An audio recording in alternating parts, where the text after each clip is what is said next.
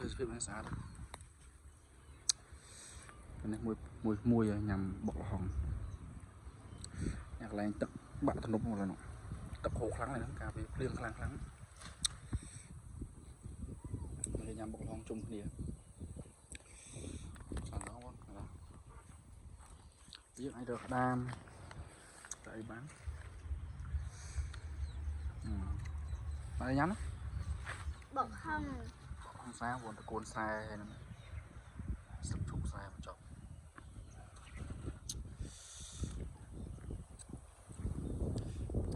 វាស្អាតបងប្អូន